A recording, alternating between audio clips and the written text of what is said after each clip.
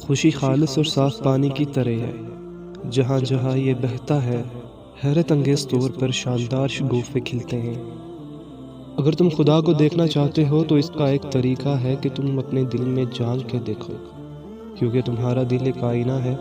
اگر یہ بدی سے پاک ہو تو اس میں خدا بھی نظر آ سکتا ہے۔ ہر دل میں ایک کھڑکی ہوتی ہے جس سے آپ اپنے دل سے دوسرے کے دل میں دیکھ سکتے ہو۔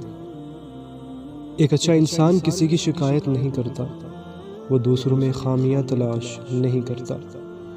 اگر تمہیں زندگی کی حقیقت معلوم ہو جائے تو بے شک تم کوئی اور ساتھی نہ چنو گے سوائے اللہ اور اس کی محبت کے۔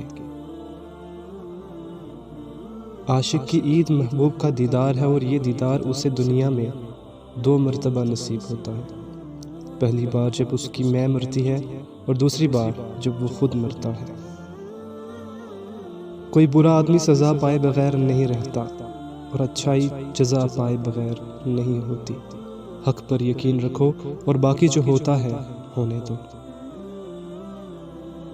اپنے اندر تبدیلی کی کوشش کرنی چاہیے۔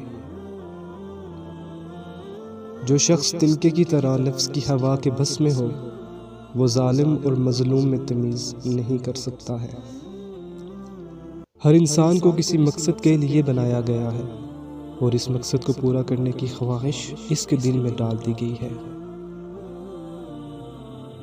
حقیقی سکون صرف اس وقت ملتا ہے جب آپ تنہائی میں خدا سے لو لگا لیتے ہیں۔